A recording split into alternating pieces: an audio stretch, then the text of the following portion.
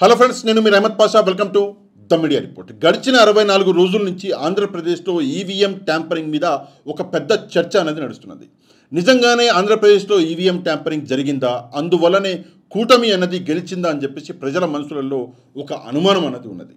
ఆ అనుమానం అన్నది పక్కన కొద్దిసేపు పెడితే కొన్ని సంస్థలు like VFD, vote for democracy, ADR, association of democratic reforms, ఇట్లాంటి సంస్థలు అవును నిజంగానే ఆంధ్రప్రదేశ్లో భారతదేశంలో ఈవీఎం ట్యాంపరింగ్ అనేది జరిగింది అని చెప్పేసి కొన్ని ఆధారాలు ముందర పెట్టారు.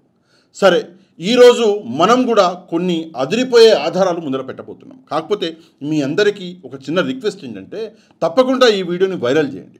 వైరల్ చేస్తే ఈ వీడియో అన్నది చాలామంది దాకా చేరుతుంది, ప్రజలకి నిజమేందో తెలుస్తుంది. వైరల్ చేయడానికి రెండు పద్ధతులు. ఒకటి, ఈ వీడియో కింద ఉన్న లైక్ బటన్ని ప్రెస్ చేయాలి. రెండు, ఈ వీడియో యొక్క లింక్ని మీ వాట్సాప్ గ్రూపుల ద్వారా మీకు తెలిసిన వాళ్ళందరికీ పంపించాలి. అట్లా చేస్తే ఈ వీడియో అన్నది వైరల్ అవుతుంది, నిజం అన్నది ప్రజలకి తెలుస్తుంది. సరే, ఈవీఎం ట్యాంపరింగ్ జరిగింది అని చెప్పేసి చెప్పడానికి మన దగ్గర ఆధారాలు ఏంటి అంటే, ఫర్ ఎగ్జాంపుల్ ఇది నా మొబైల్ ఫోన్. ఇది నేను పొద్దున్నే ఇంట్లో నుంచి బయలుదేరేటప్పుడు నేను ఛార్జింగ్ పెడతా, 100% అవుతుంది.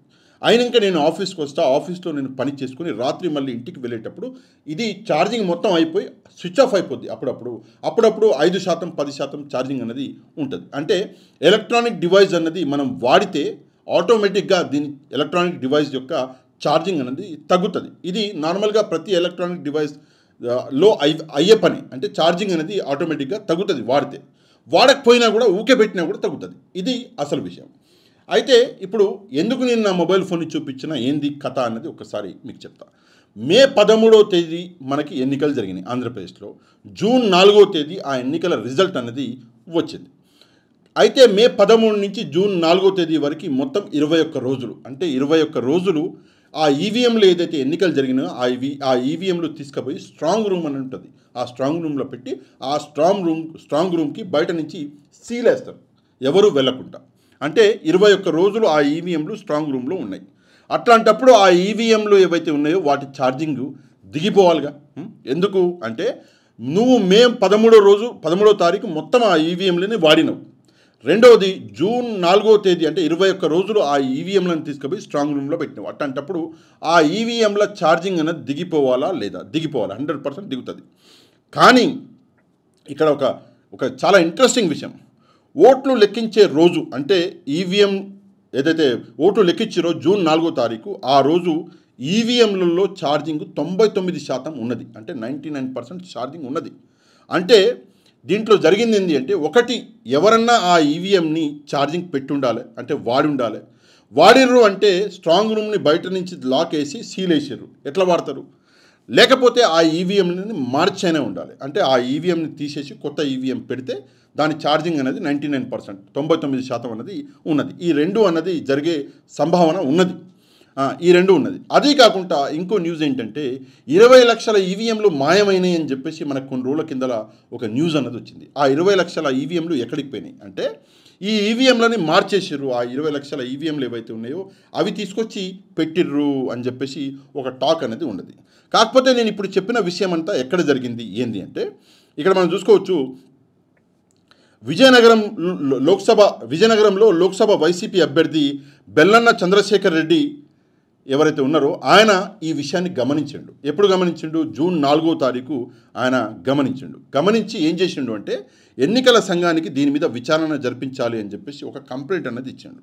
కంప్లైంట్ ఇస్తే ఎన్నికల సంఘం సరే విచారణ జరిపిస్తాము, కానీ దీనికి ఒక ఫీజు అవుతుంది అంటే 94,400 రూపాయలు ఫీజు అన్నది మన చంద్రశేఖర్ గారు చెల్లించి దీని మీద విచారణ జరిపించండి అని చెప్పేసి జూన్ 10వ తారీఖు అంటే 4వ తారీఖు రిజల్ట్ వస్తే ఈయన ఈ ఫీజు అన్నది జూన్ 10వ తారీఖు చెల్లించాడు. సరే, ఇక్కడ ప్రాబ్లం అన్నది ఏంటి? ఈవీఎంలలో ఛార్జింగ్ ఎట్లా ఉన్నది, దీన్ని విచారణ జరిపించండి అని చెప్పేసి చెప్పిండు. ఆ విచారణకి సంబంధించిన ఫీజు అన్నది 94,400 రూపాయలు కట్టేసిండు. ఆ పని అక్కడికి అయిపోయింది. ఇంకా ఒంగోలు వైసీపీ ఎవరైతే అభ్యర్థి ఉండేనో ఆయన బాలినేని శ్రీనివాసరెడ్డి గారు, మనందరికీ తెలిసిన వ్యక్తి. ఈయన కూడా ఒక కంప్లైంట్ ఇచ్చిండు. 12 ఈవీఎంల మీద కంప్లైంట్ ఇచ్చిండు. ఏమని ఇచ్చిండు అంటే, 12 ఈవీఎంలలో micro controller tampering, control unit, ballot unit, VVPATs tampering అన్నది జరిగింది అని అనుమానాలు ఉన్నాయి నాకు. దయచేసి దీని మీద విచారణ జరిపించండి అని చెప్పేసి ఎన్నికల అధికారికి ఆయన ఒక రిక్వెస్ట్ అంటే చెప్తే దానికి కూడా ఫీజు అవుతుంది అంటే 5,66,400 రూపాయలు. మళ్ళీ చెప్తున్నా, 5,66,400 రూపాయలు ఎన్నికల సంఘానికి ఫీజు కట్టిండు మన శ్రీనివాస్ గారు. నెక్స్ట్ చూసుకుంటే బొబ్బిలిలో కూడా ఇదే జరిగింది. బొబ్బిలి వైసీపీ అభ్యర్థి ఎవరైతే ఉన్నారో అప్పలనాయుడు గారు, ఆయన కూడా నాకు కూడా అనుమానాలు ఉన్నాయని చెప్పేసి ఆయన కూడా ఫీజు కట్టేసిండు. అయితే ఇది మొత్తం ఏదైతే ఉందో అన్ని ఈ కంప్లైంట్స్ ఏవైతే ఉన్నాయో వీళ్ళు ఇచ్చిన కంప్లైంట్స్ ఇవన్నీ ఎప్పుడు అంటే ఈ నెల అంటే ఆగస్టు నెల 25 నుంచి 28 మధ్యలో ఈ కంప్లైంట్ల మీద ఏదైతే ఉందో ఈవీఎం తయారు చేసిన కంపెనీ ప్రతినిధులు వచ్చి నెక్స్ట్ ఎన్నికల కమిషన్ ఉన్నతాధికారులు వచ్చి దీని మీద విచారణ చేయాలి. ఎప్పుడు చేయాలి? ఆగస్టు 25 నుంచి ఆగస్టు 28 మధ్యలో చేయాలి. కాకపోతే ఏం జరిగింది అంటే ఇప్పుడు ఎన్నికల సంఘం ఒక గేమ్ స్టార్ట్ చేసింది. ఏంటి ఆ గేమ్ అంటే, లేదండి మీరు ఏదైతే మీరు కంప్లైంట్ ఇచ్చారో ఆ కంప్లైంట్ అని వెనక్కి తీసుకోండి, మీరు ఇచ్చిన ఫీజు అనేది రిటర్న్ చేస్తాము అని చెప్పేసి ఎవరైతే కంప్లైంట్ ఇచ్చారో వైసీపీ నేతలు, ఆ వైసీపీ నేతల మీద ఒక ప్రెషర్ అన్నది క్రియేట్ చేస్తున్నారు. వాళ్ళకి మాటికి ఫోన్లు చేస్తున్నారు. ఫర్ ఎగ్జాంపుల్ ఏంటంటే మనకి ఇక్కడ చూసుకుంటే బాలినేని గారి సెక్రటరీ ఎవరైతే ఉన్నారో ఆ సెక్రటరీకి డైరెక్ట్గా ఫోన్ చేశారు, లేదంటే మీరు ఈ కంప్లైంట్ అనేది రిటర్న్ తీసుకోండి అని చెప్పేసి మీ ఫీజు ఏదైతే ఉందో ఆ ఫీజు వెనక్కి ఇస్తామని చెప్పేసి బాలినేని గారి పిఏకి మాటికి ఫోన్లు చేస్తున్నారు. మిగతా ఎమ్మెల్యేలు ఎవరైతే కంప్లైంట్ ఇచ్చారో వాళ్ళకు కూడా ఈ ఫోన్లు అనేవి పోతున్నాయి. కాకపోతే ఎప్పుడైతే ఈ ఫోన్లు వస్తున్నాయో మీ కంప్లైంట్ వెనక్కి తీసుకోండి అంటే అనుమానం అన్నది ఇంకా పెరిగిపోతుంది. ఆల్రెడీ మనకి ఒక ప్రూఫ్ అన్నది ఉన్నది. ఏంటి ఆ ప్రూఫ్ అంటే ఈవీఎం ఛార్జింగ్. ఎవరైనా సరే బుద్ధి జ్ఞానం ఉన్నోడు ఎవరైనా సరే ఈ విషయాన్ని క్లియర్గా అర్థం చేసుకుంటాడు. ఇదొకటి. రెండో విషయం, ఆంధ్రప్రదేశ్లో ఓటింగ్ శాతం ఇది నిజంగా అలార్మింగ్ అండి. అంటే ఇది ఒక హైక్. ఏంటి అంటే ఆంధ్రప్రదేశ్లో ఓటింగ్ శాతం 81% ఉండే, మనందరికీ తెలుసు మొన్న జరిగిన ఓటింగ్లో. అందులో 12.54% పోలింగ్ అనేది పెరిగింది. అంటే పోయినసారి కంటే ఈసారి 12.54% పోలింగ్ అనేది పెరిగింది. ఇది ఒక పెద్ద అనుమానం క్రియేట్ చేస్తుంది. 12.54% ఓటింగ్ పెరగడం అంటే అది మామూలు ఓటింగ్ కాదు, చాలా పెరిగింది. ఇప్పుడు ఇందులో ఒక టెక్నికల్ పాయింట్ మీకు అర్థమయ్యేటట్టు చెప్తా, కొంచెం డీటెయిల్గా అర్థం చేసుకోవడానికి ప్రయత్నం చేయండి. టీడీపీకి వచ్చిన ఓట్లు 1,53,84,574 టీడీపీకి వచ్చినాయి. వైసీపీకి వచ్చిన ఓట్లు ఎన్ని? 1,32,84,134. ఇవి వైసీపీకి వచ్చిన. వ్యత్యాసం ఎంత అంటే 21,04,42 వ్యత్యాసం.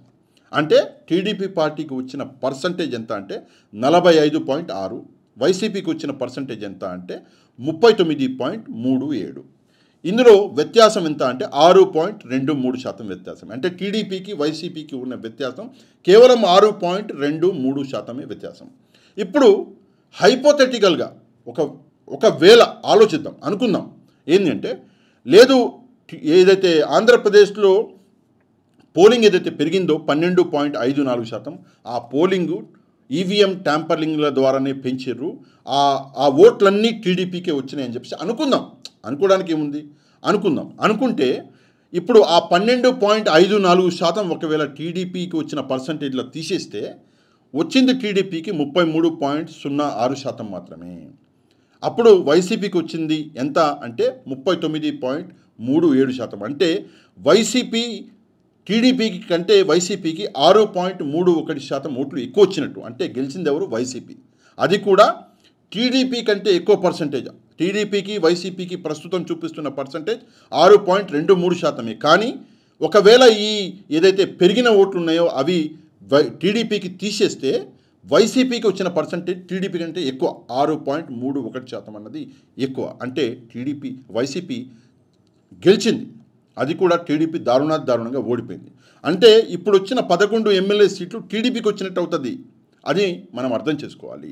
నిజంగా ఈవీఎం ట్యాంపరింగ్ అనేది చాలా దారుణమైన ప్రక్రియ. ఇది భారతదేశం యొక్క బేస్మెంట్ ఏదైతే ఉంటుందో ఆ బేస్మెంట్ని మొత్తం పగలగొట్టేస్తున్నది ఈ ఈవీఎం ట్యాంపరింగ్. అసలు ఎలక్షన్లనే మొత్తానికి ఎక్కడికెక్కడ లేకుండా ఎవరికి ఇస్తారో ఇచ్చిన వాడు ఈవీఎం ట్యాంపరింగ్లు చేసుకొని ఎలక్షన్ ప్రక్రియని మొత్తం భ్రష్టు పట్టించేశారు. ఇందులో ఎలక్షన్ కమిషన్ ఏదైతే ఉందో ఆ ఎలక్షన్ కమిషన్ మొత్తానికే నిద్రపోతుంది. ఈ జరిగిన ప్రక్రియలో ఎలక్షన్ కమిషన్ హస్తం అన్నది 100% ఉన్నది అనడంలో ఎట్లాంటి సందేహం అన్నది లేదు. ఆల్రెడీ దీని మీద కొన్ని సుప్రీంకోర్టులో కేసులు కూడా నడుస్తున్నాయి. వైసీపీ పార్టీ మాత్రం ఇంతవరకు కోర్టుకు వెళ్ళలేదు ఈ విషయంలో.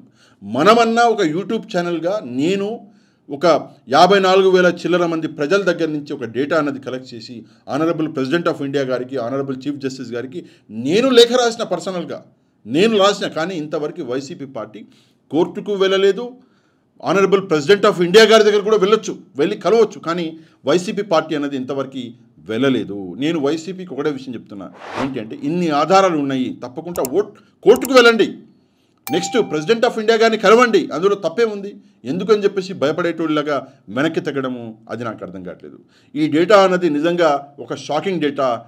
నెక్స్ట్ ఎవరైతే కంప్లైంట్ ఇచ్చారో వాళ్ళని వెనక్కి తగ్గండి, మీరు కంప్లైంట్ రిటర్న్ తీసుకోండి అనడం అంటే ఇంకా ఈ విషయంలో అనుమానాలు డబల్ అవుతున్నాయి, త్రిబుల్ అవుతున్నాయి. నిజంగానే ఈవీఎం ట్యాంపరింగ్ జరిగింది అని చెప్పేసి ఈవీఎం ఛార్జింగ్ గురించి నేను చెప్పినో అది నిరూపిస్తున్నది. స్ట్రాంగ్ రూమ్లు బంద్ పెట్టి బయట నుంచి సీల్ కొడితే లోపల ఈవీఎంని ఛార్జింగ్ చేసింది ఎవడు, లోపల ఈవీఎంలని మార్చింది ఎవడు? ఈ విషయానికి ఈవీఎం ఏదైతే ఎలక్షన్ కమిషన్ ఉందో అదే సమాధానం చెప్పాలి. ఈ వీడియోని మ్యాక్సిమం వైరల్ చేయండి. ఎవరెవరైతే ప్రజలందరి దాకా చేరాలి కాబట్టి మీకు తెలిసిన వాళ్ళందరికీ ఈ వీడియో యొక్క లింకుని వాట్సాప్ ద్వారా పంపించండి. నెక్స్ట్ ఈ వీడియో వైరల్ అవ్వాలంటే తప్పకుండా ఈ వీడియోకి ఒక లైక్ బటన్ అన్నది ప్రెస్ చేసుకోండి. మన కంటెంట్ నచ్చితే తప్పకుండా ఛానల్ సబ్స్క్రైబ్ చేసుకుని మీకు తెలిసిన వాళ్ళని కూడా సబ్స్క్రైబ్ చేసుకోమని చెప్పండి. నెక్స్ట్ వీడియోలో మళ్ళీ కలుద్దాం. అంతవరకు థ్యాంక్ యూ వెరీ మచ్. జై హింద్.